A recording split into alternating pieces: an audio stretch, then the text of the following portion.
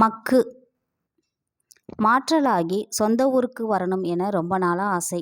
ஊருக்குள் நுழைய நுழைய உள்ளூர் சந்தோஷ கூச்சம் என்னால் தாங்கிக்க முடியவில்லை. முக்கியமாக விஜி, எங்கள் சயின்ஸ் டீச்சர் பொண்ணு.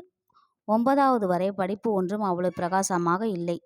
மாலை 6 to 8 சயின்ஸ் டியூஷன். ஒரு நாள் கரண்ட் கட்டான போதுதான் டீச்சர் விஜயை அந்த லாந்தர் விளக்கை எடுத்து வர சொன்னாங்க. இருண்ட வானத்தில் ஒரு சிவந்த நிலா. விஜி விளக்கு வச்சுட்டு போகும்போது மக்குன்னு சொல்லிட்டு ஒரு சிரிப்பு. அப்புறம்தான் தெரிஞ்சது எங்களுடைய விடைத்தாள்களை திருத்த தன் மம்மிக்கு இவங்க உதவுறாங்க என. ஆனால் விஜி சொன்னா மட்டும் சந்தோஷமாக இருந்தது.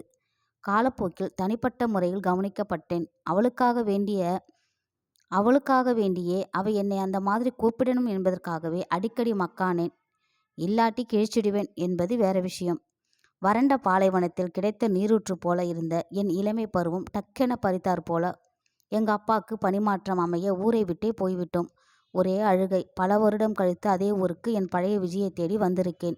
இரவு பூரா கூட படித்த நண்பர்களோடு அரட்டை. யாரோ ஒரு வாத்தியாரை விஜி மணந்து கொண்டதாக சொன்னாங்க.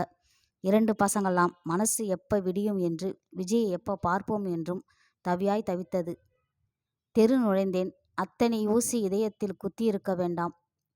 மற்றற்ற கூச்சம், ஆனந்தத்தின் வலி, நெஞ்சு நிறைந்த பெருமை. வீடு பழசாகி அங்காங்கே கீறல் தெரிந்தது. வாசல்ல 2 பசங்க இருந்தாங்க. இன்னைக்கு ஸ்கூல் லீவு போல. யாருங்க சார்? விஜி, எங்க அம்மா தான். மா. உள்ளே ஓடினான் ஒருவன். மனசு வாய் வழியாக வந்து விழவா என கேட்டது. அடக்கி கொண்டேன். யாரு என வந்தது விஜிதான். நான் நினைத்து பார்த்ததை விட நல்லாதான் இருந்தா. சாரி, இருந்தாங்க. நான் அப்படியே நின்றேன். புரியலையே என்றதும் லேசா சிரித்தபடி, நாதான் பூமிநாதன் என்றேன்.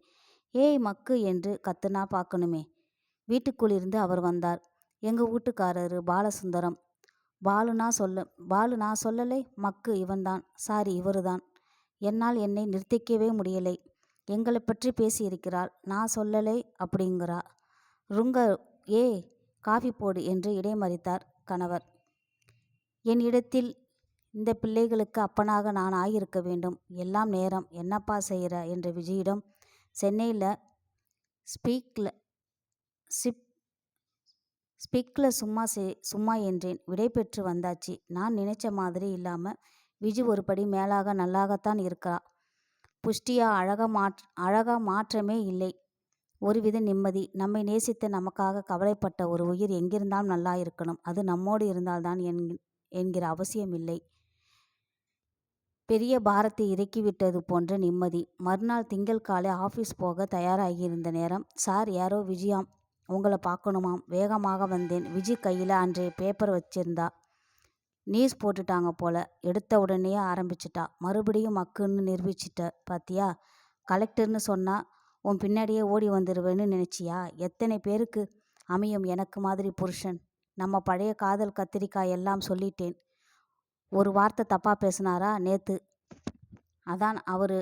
நீ இன்னும் என்னையே நினைச்சுக்கிட்டு இருக்கன்னு நினைக்கிறேன். ஒழுங்கா ஒரு கல்யாணத்தை பண்ணி உருப்படுற வழியை பாரு. சாரி, பாருங்க. பெரிய இவராட்டம் தியாகம் பண்றாராம் என பொரிந்து தள்ளினாள். நிச்சயமா நமக்காக வருத்தப்படலை. நம் நினைவுகளை கலைக்கலை. ஆனா அது தன்னை பாதிக்கா வண்ணம் வாழ்ந்துக்கிட்டு இருக்கா. செத்த இரு என விஜிகிட்ட சொல்லிட்டு வீட்டுக்குள்ளே பார்த்து, விஜிமா என கத்தினேன். என் 12 வயசு பொண்ணு. என்னப்பா என உள்ளே இருந்து வந்தாள்.